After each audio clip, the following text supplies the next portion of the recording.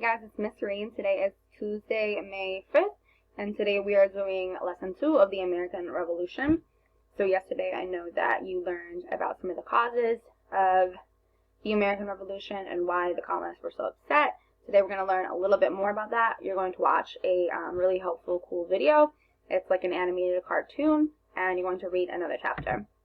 So those are your objectives today. You're also going to review the correct use of commas and dates, places and items, and you're also going to practice some morphology with the root port.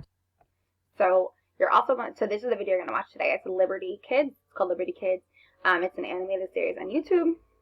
It's really cool. It focuses on different parts of the of the American Revolution. This is part of it is the Boston Tea Party today. But when you see on here on the classwork, you can click it says Liberty Kids 101. That's the first episode. It's really going to be helpful. It's going to help you understand a little bit more in like kind of a cool way about what caused the American Revolution and what it was all about. Here's your vocabulary for today. First word is liberty. It means freedom. Repeal, to undo or withdraw a law. Eliminate, to get rid of something.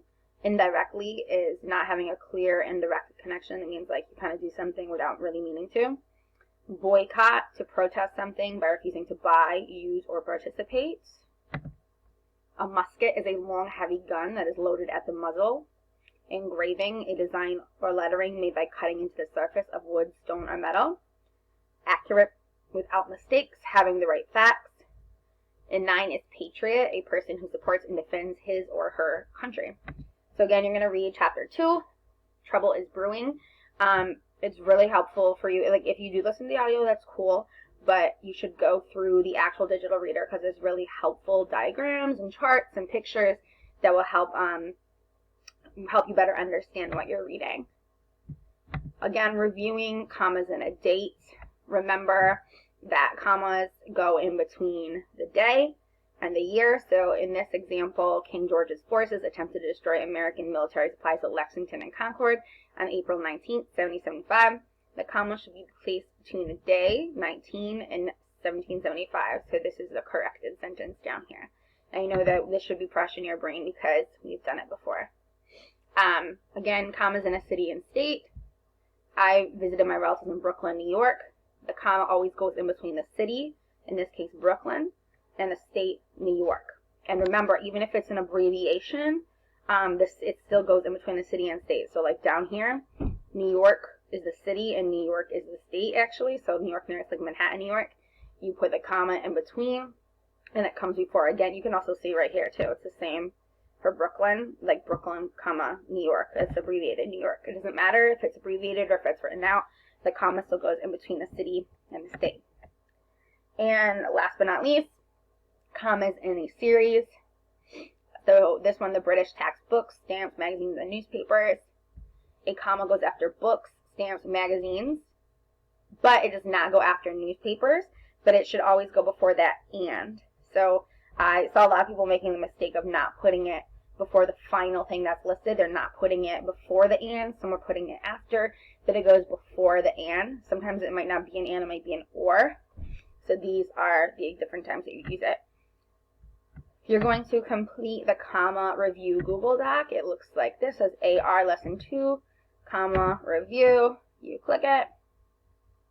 It looks like this. It says review commas. Make sure you complete it fully in order to get credit and to be entered into the raffle. Now we have new morphology this unit. This one is the root that goes in different words, port. So whenever you see port inside of a word, it means to carry. So we can add a prefix, we can add a suffix to port, and we can change its meaning. These are examples that we're going to be working with a lot of words that have port in them throughout this unit. So you have import. It's a verb, it's an action. It means to bring in a product from another country to be sold. Example, the new restaurant in town will import cheese from France. It means that they're going to bring cheese in from France to their restaurant. The next word is export. It's the opposite of import. It means to send out a product to another country to be sold. So, example, the United States exports dairy, eggs, and sugar to other countries. So we send them out. We don't take them in, we send them out. Transportation is a way of traveling from one place to another. Example sentences are transportation for summer camp will include a bus and a train. Portable is an adjective. It means easy to carry or move. We have a portable fan that we can move to any room in the house, so it's easy to carry from one place to the next.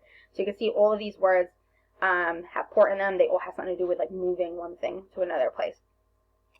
Portfolio is a noun. It's a set of objects or artwork presented together in a folder. A flat case used to carry paper projects and artwork. Example sentence, I brought home my art portfolio on the last day of school. Again, you see port, easy to move, like it's a packet of papers and whatnot that you move from one place to the next. And support, I know you've heard this before, to carry the weight of something. So a strong foundation supports the house. So you're going to be using these words a lot throughout this unit. You'll need to know them. And last but not least, you're going to do the Google form. It includes Chapter 2 vocabulary, which is on this slide, and also the words from the previous page, the port words. So you should be getting, it's an easy 100 because all the answers are on this slideshow. Remember that you will not be entered into the raffle unless both the doc and the form are completed and to the best of your ability. If you send me something that has not been done at all, I'm just going to keep sending it back to you. So make sure that you actually do the work before you try to submit something to me, because I'm not going to accept it. It's just going to keep getting sent back to you. All right, see you guys soon.